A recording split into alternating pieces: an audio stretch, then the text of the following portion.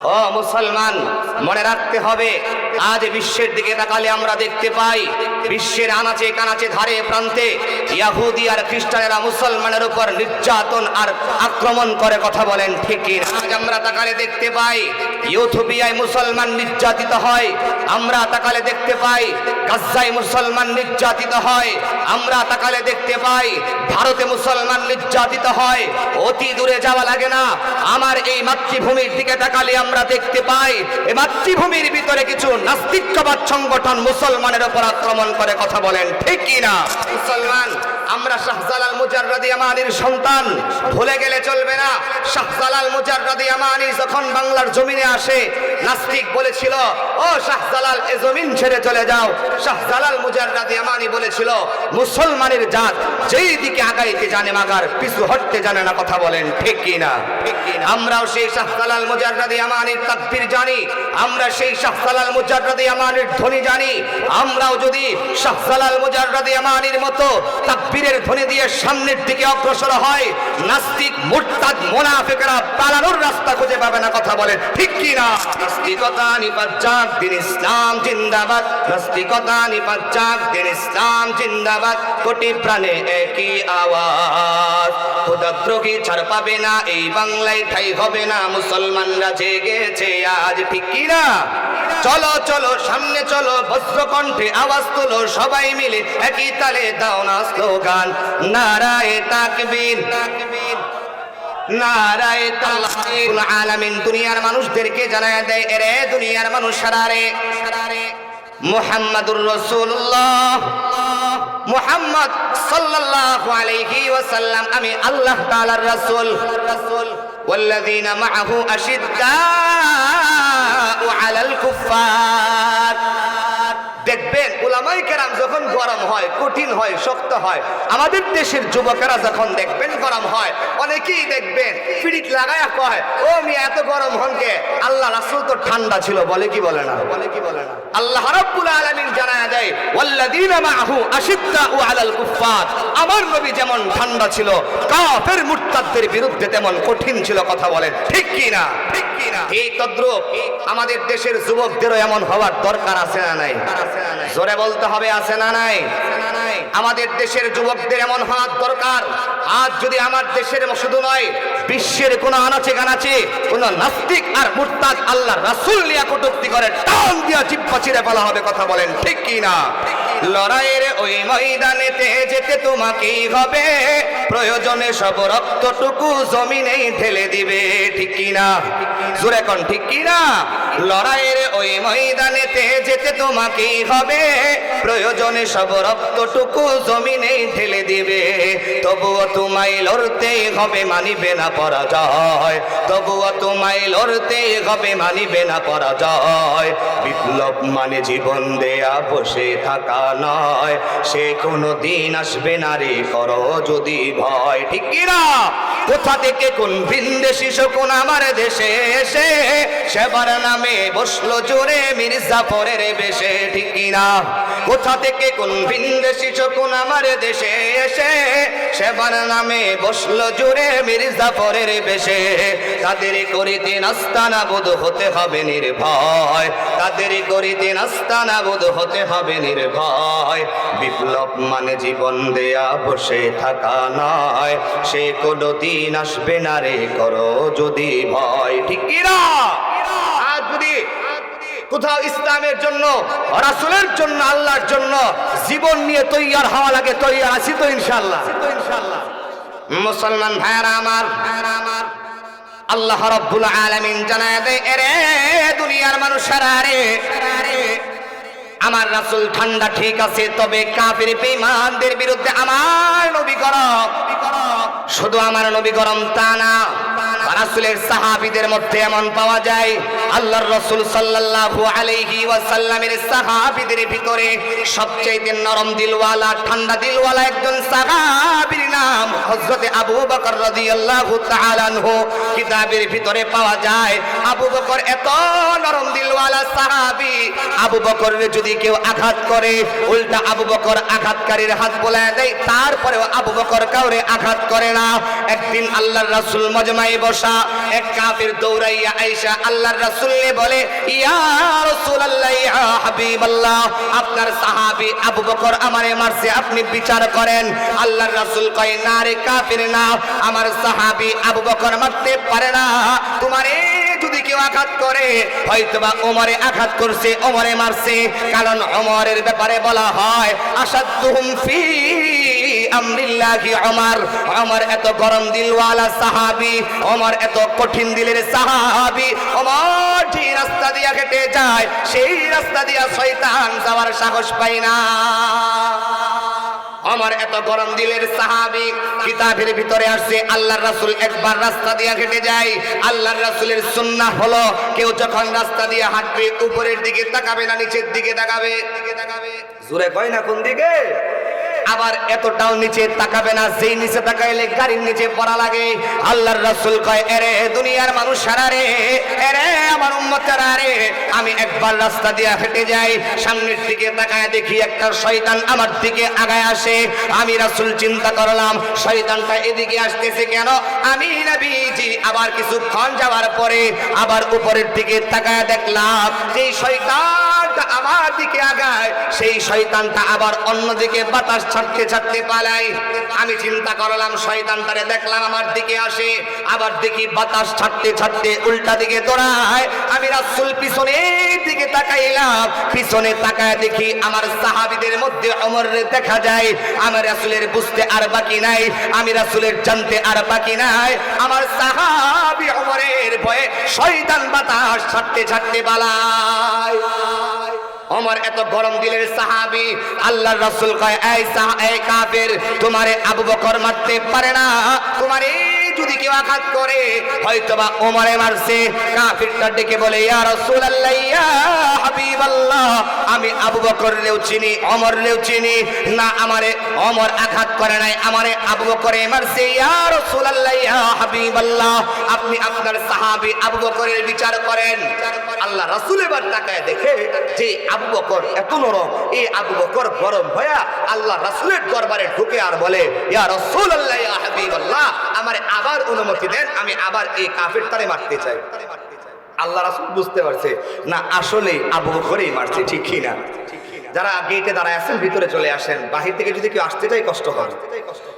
মুসলমান ভাইয়ারা আমার, আল্লাহর রাসূল সাল্লাল্লাহু আলাইহি ওয়াসাল্লাম বলে, আরে সাহাবী আবু বকর, আমি জানি তুমি এত নরম দিলের সাহাবী যে তোমারে কেউ আঘাত করলে তুমি কাউরে আঘাত করো না, কষ্ট দাও না।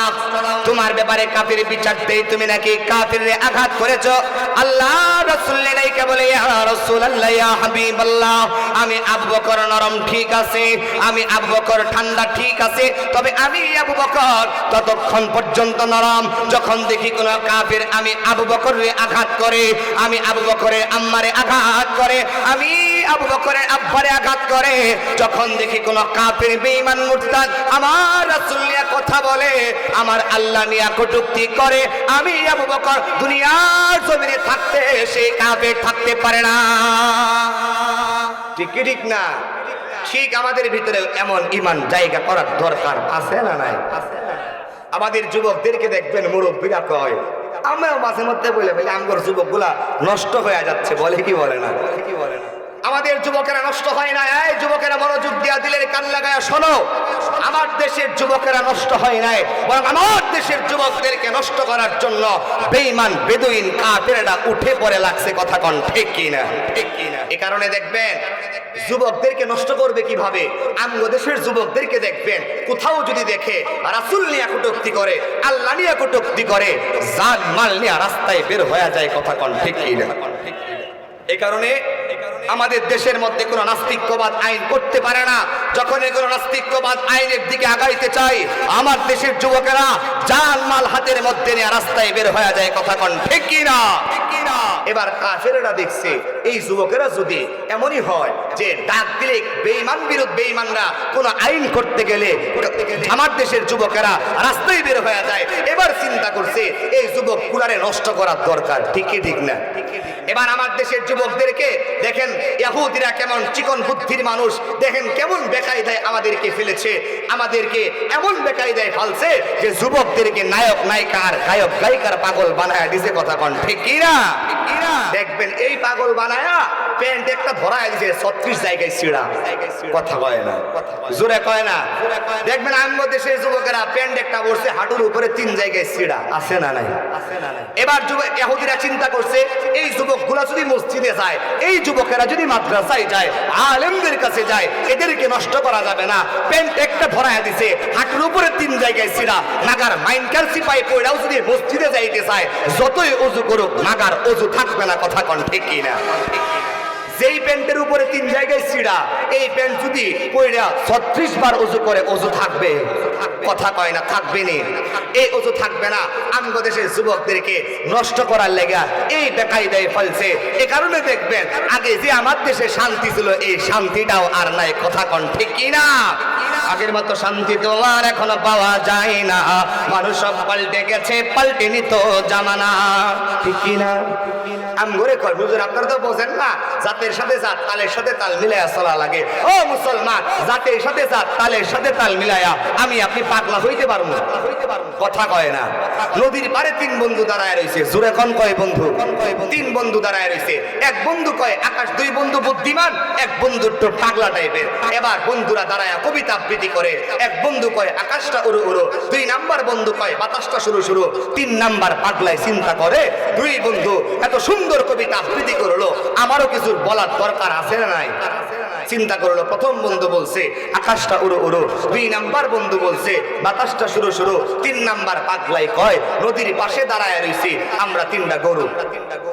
ও মিয়া, এটা কোনো কবিতা হইল? বলেন না কোনো কবিতা হইল?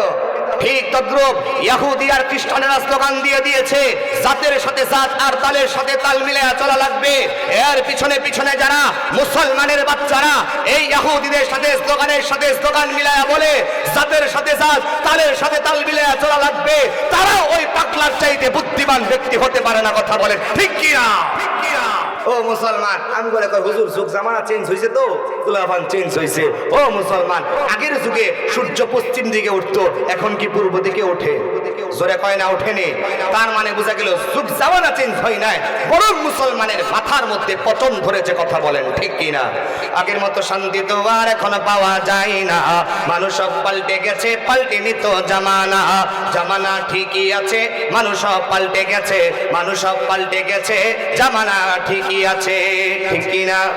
চুলগুলো খাটো খাটো, শর্ট প্যান্ট আটো শাটো, সানগ্লাস চোখে তার যেন কোনো জমিদার, জুতা পায়ে দিয়ে কাঁধে এক ব্যাগ নিয়ে, ঠোঁটে দেয় লিপস্টিক, হাসে শুধু ফিক ফিক। কথা কন ঠিক কিনা? ওদিকে গেল 2 চোখ, মনে হলো ভদ্রলোক, কাছে গিয়া দেখি গায়ে পুরুষ মানুষ না, মাশাআল্লাহ দাঁড়ায় আছে মিসি জরিনা। কথা কন ঠিক কিনা? দেশে এমন একটা অবস্থা হয়েছে, দেখবেন বাজারে গেলে পুরুষের থেকে মহিলা পাওয়া যায় বেশি। কথা কন ঠিক কিনা? জোরে কন ঠিক কিনা?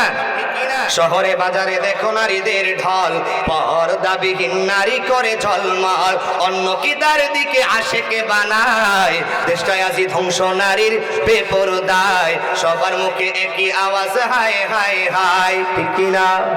ইবলিসে আজম বাংলাদেশে আগমন হয়েছে নারীর ভেসে, দলে দলে নিয়া নারী মেলা মিলায়, পার্কে বসিয়া নারী মেলা মিলায়, দেশটায় আজি ধ্বংস নারীর বেপরদায়। কথা বলেন ঠিক কিনা? আমগো দেশে অধপতন তখন থেকে শুরু হয়েছে যখন যুবকেরা গিয়া নায়ক নায়িকা আর গায়ক গায়িকারা পাগল হয়েছে। কথা বলেন ঠিক কিনা? পাগল হওয়া দরকার আমার আপনার নবী রাহমাতুল লিল আলামিনের দিকে। ও মুসলমান, নায়ক নায়িকার দেখা চেহারা সুন্দর দেখা যে পাগল হইছো। জানো যুবক, আমার রাসূলের চেহারা কেমন সুন্দর। কয়েকজন মদিনার কাফের মহিলারা গিয়া আম্মা জান আয়েশা সিদ্দিকা রাদিয়াল্লাহু তাআলা থেকে বলে, এই আয়েশা বলো দেখি তোমার স্বামী রাহমাতুল লিল আলামিন কেমন সুন্দর। আমরা শুনেছি আল্লাহ রাব্বুল আলামিন পৃথিবীটারে যে সাজাইছে, আল্লাহ তাআলা সৌন্দর্যটারে দুই ভাগে ভাগ করছে। এক ভাগ সৌন্দর্য দিয়া পৃথিবীটারে সাজাইছে, আরেক ভাগ সৌন্দর্য দিয়া ইউসুফরে সাজাইছে। পড়েন সুবহানাল্লাহ। মুসলমান ভাইরা আমার, শেষ কথা, আখিরি কথা, দেখেন আমার নবী রাহমাতুল লিল আলামিন কেমন সুন্দর। মহিলারা গিয়া বলে, এই আয়েশা আমরা শুনেছি আল্লাহ রাব্বুল আলামিন সৌন্দর্যটারে দুই ভাগে ভাগ করেছেন। এক ভাগ সৌন্দর্য দিয়ে আমার আল্লাহ দুনিয়াটারে সাজাইছে, আরেক ভাগ সৌন্দর্য দিয়ে আমার আল্লাহ তাআলা ইউসুফ নবীরে সাজাইছে। যেই কারণে ইউসুফ নবীরে দেখা মিশরের নারীরা ফল কাটতে যায় হাতের আঙ্গুল কেটে ফেলাইছিল, ঠিক কি না? আমার নবী রাহমাতুল লিল আলামিন কেমন সুন্দর। আম্মা জান আয়েশা সিদ্দিকা রাদিয়াল্লাহু তাআলা আনহা বলে, আরে দুনিয়ার মানুষেরা রে, তোমরা তো শুনেছো ইউসুফ আলাইহিস সালাতু ওয়াস সালাম এমন সুন্দর, যেই সৌন্দর্য দেখে মিশরের নারীরা হাতের আঙ্গুলি কেটে ফেলাইছিল। এই মদিনার নারীরা, এই দুনিয়ার মানুষেরা গভীর মনোযোগ দিয়ে শোনা চায়।